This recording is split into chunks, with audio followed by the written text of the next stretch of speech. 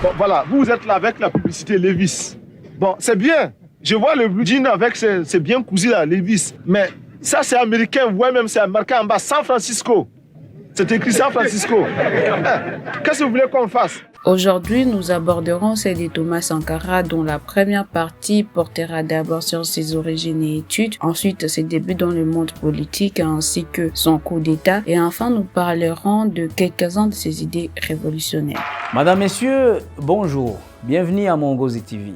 Très heureux de vous savoir à l'écoute. Mongozi TV vous présente des émissions qui s'adressent essentiellement à la jeunesse africaine, qu'elle soit sur le continent ou éparpillée au sein de la diaspora, dans une perspective de développement socio-économique pour notre cher continent.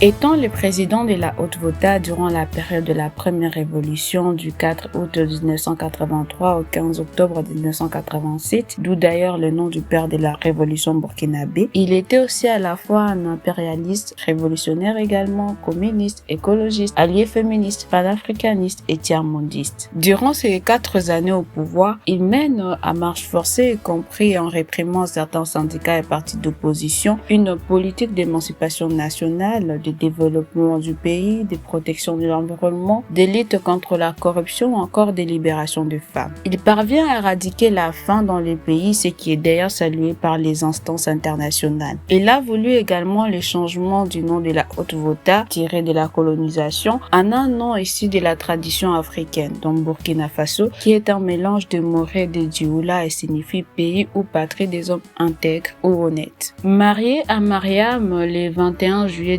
1979, il donne naissance à des garçons dont Philippe, né le 10 août 1980 et Auguste, né le 21 septembre 1982. Il est assassiné sur ordre de Blaise Compaoré, lequel prend le pouvoir le 15 octobre 1987 et est condamné à perpétuité en 2022 pour ce meurtre. Le souvenir de Sankara reste vivace dans la jeunesse burkinabé, mais aussi plus généralement en Afrique, qui en a fait une icône, un Che Guevara africain, aux côtés notamment de Patrice Lumumba. De ses origines et études, Thomas Isidore Noël Sankara est fils d'un père Silimi Mossi et d'une mère Mossi de milieu modeste et grandit entre valeurs militaires et religiosité chrétienne. Son père est un ancien combattant de l'armée française et prisonnier de la Seconde Guerre mondiale. Néanmoins, les affectations successives de son père à devenir infirmier gendarme dans plusieurs régions du pays lui permettent d'échapper à la grande pauvreté dans laquelle vivent la plupart des indigènes. Il fait ses études secondaires d'abord au lycée Ouezine, dans la deuxième ville et capitale économique du pays, puis de la seconde au baccalauréat à Ouagadougou, capitale politique du Burkina, au Prytanée militaire de Kadiogo. Durant ses études, il côtoie des fils des colons. Il sert la messe mais refuse cependant d'entrer au séminaire. Il suit tout comme Blaise Compaoré une formation d'officier à l'école militaire interarmes de Yaoundé au Cameroun, puis à l'académie militaire d'Antirabe à Madagascar, où il étudie les sciences politiques, l'économie politique, le français et les sciences agricoles et devient en 1976 commandant du CNEC, qui est le Centre national d'entraînement commando situé à Pau, dans la province de Naouri, à 150 km au sud de la capitale. La même année, ils prennent part à un stage d'aguerrisseur au Maroc.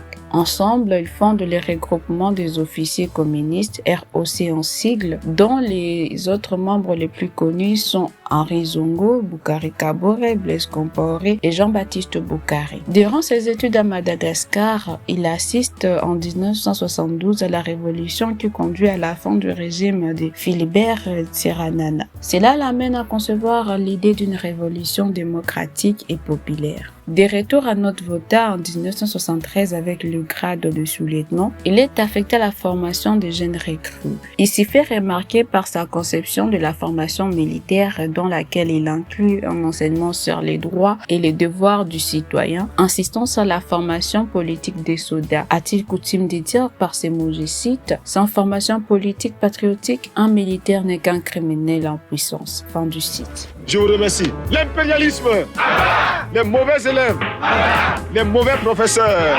En 1974, il s'illustre militairement lors de la guerre avec le Mali, ce qui lui donne une renommée nationale. Capitaine, il crée ensuite une organisation clandestine avec d'autres officiers, se rapprochant ainsi des militants d'extrême gauche.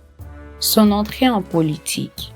Son entrée en politique s'est fait remarquer à la fin des années 1970 et au début des années 1980, où la Haute-Volta, telle que s'appelait alors le Burkina Faso, connaît une alternance des périodes autoritaires et des démocraties parlementaires. Les personnalités politiques sont coupées de la petite bourgeoisie urbaine politisée et cette scission est renforcée par des scandales financiers. Cela amène des jeunes officiers ambitieux et désireux de moderniser les pays comme Thomas Sankara à s'investir en politique, se posant en contraste avec des hommes politiques plus âgés et moins éduqués. Un coup d'état militaire a lieu en novembre 1980, mais les nouveaux régimes, bien que populaires, se montrent rapidement répressifs et lient l'armée à des scandales. Thomas Sankara ne participe pas au coup d'état, mais ne s'y oppose pas non plus. Populaire, il est nommé en septembre 1981 secrétaire d'État à l'information dans le gouvernement du colonel Saïd Zerbou avant de démissionner en réaction à la suppression du droit des grèves,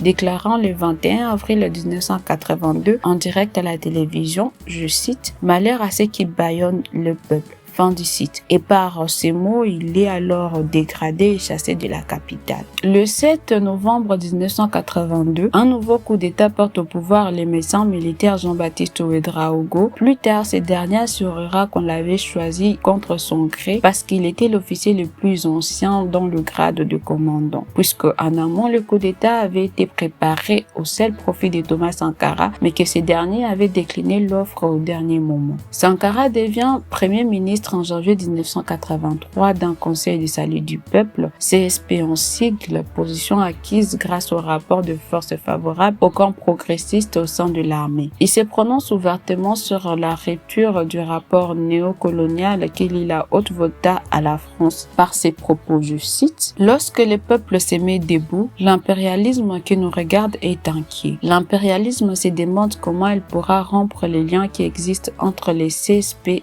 et le peuple. Il tremble parce qu'ici à Ouagadougou, nous allons l'enterrer. » Fin du site. Il poursuit sur cette ligne en invitant en avril le dirigeant libyen Muammar Kadhafi et le 17 mai, il est limogé et mis en résidence surveillée peut-être sous la pression de la France. Son coup d'État et sa révolution. Des manifestations populaires sont soutenues par le parti de gauche et les syndicats contraignent le pouvoir à libérer Sankara. Ainsi donc, le 4 août 1983, la garnison insurgée des Pau arrive à Ouagadougou accompagnée d'une foule en liesse. Ce nouveau coup d'État consacre la victoire à l'œil progressiste de l'armée menée par le capitaine Thomas Sankara, qui est placé à la présidence du Conseil national révolutionnaire. Il constitue un gouvernement avec le Parti africain de l'indépendance et l'Union de lutte communiste reconstruite. Il déclare que ses objectifs sont les suivants, je cite, « Refuser l'état de survie, desserrer les pressions, libérer nos campagnes d'un immobilisme moyenâgeux ou d'une régression, démocratiser notre société, ouvrir les esprits sur un univers des responsabilités collectives pour oser inventer l'avenir, briser et reconstruire l'administration à travers une autre image du fonctionnaire, plonger notre armée dans le peuple pour le travail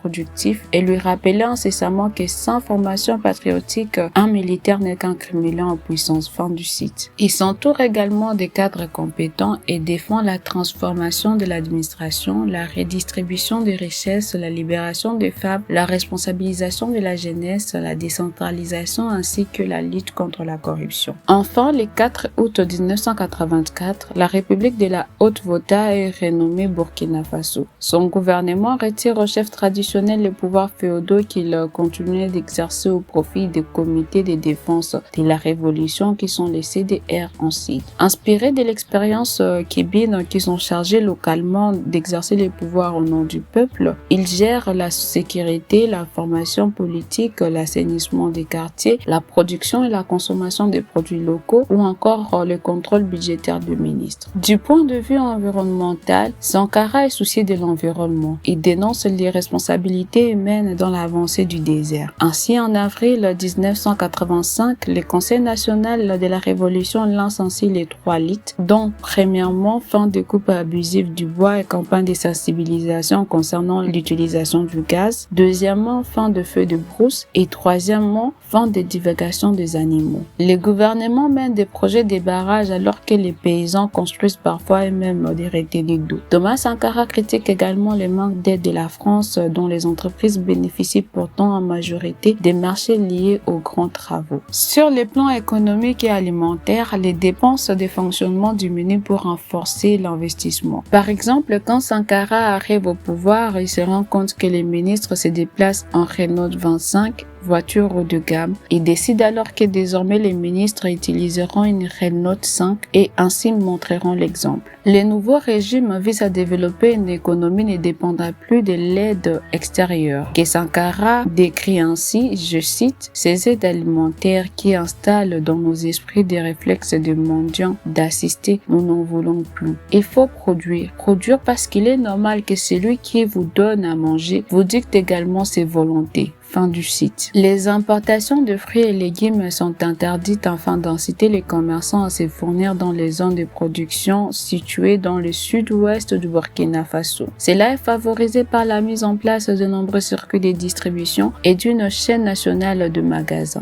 Les CDR permettent aussi aux salariés d'acheter des produits depuis leur lieu de travail, bien évidemment. En 1986, le Burkina Faso atteint enfin son objectif de 2 repas et de 10 litres d'eau par jour et par personne. Le rapporteur spécial sur le droit à l'alimentation pour les Nations Unies déclare au sujet de Sankara, je cite, « Il a vaincu la faim. Il a fait que le Burkina, en 4 ans, est devenu alimentairement autosuffisant. » Fin du site. Sur le plan social, symboliquement, une journée du marché au masculin est instaurée pour sensibiliser au partage des tâches ménagères. Thomas Sankara avance aussi l'idée d'un salaire vital prélevé à la source d'une partie du salaire de l'époux pour le reverser à l'épouse. Les fonctionnaires sont incités à porter l'habit traditionnel Faso-Dan Fani, ce qui conduit d'ailleurs de nombreuses femmes à obtenir un revenu propre à elles en tissant ses vêtements directement depuis chez elles. Il met fin à la dot et au livret qu'il considère comme une marchandisation de femmes. Il met aussi un terme au mariage forcé en instaurant un âge légal, interdit l'excision et tente de s'opposer à la prostitution ainsi qu'à la polygamie. En ce qui concerne l'éducation, un programme de coopération avec Cuba est mis sur pied. Après avoir rencontré Fidel Castro, Thomas Sankara envoie partir de septembre 1986 des jeunes burkinabés à Cuba afin qu'ils suivent une formation professionnelle et participent à leur tour au développement du pays. Ces derniers doivent être volontaires et sont recrutés sur base d'un concours avec une priorité donnée aux orphelins et aux enfants de milieux ruraux et défavorisés. Ainsi, quelques 600 adolescents se sont envolés vers Cuba pour terminer leur cursus scolaire et suivre une formation professionnelle afin de devenir médecin, ingénieur, agronome ou encore gynécologue. Madame, Monsieur, nous vous avons présenté cette capsule portant sur la première partie de la vie de Thomas Sankara. Si vous avez aimé notre présentation, partagez-la, mais aussi et surtout abonnez-vous à notre chaîne. Un grand merci à l'équipe d'Empierre Clavier au script et à Médé Patrick à la réalisation de la vidéo. Cependant, ces propos ne peuvent être conclus sans présenter un immense merci à vous tous fidèles téléspectateurs, car c'est bien grâce à vous que l'aventure se poursuit. Mon nom est Amani Nemi Marthe, au plaisir de vous retrouver.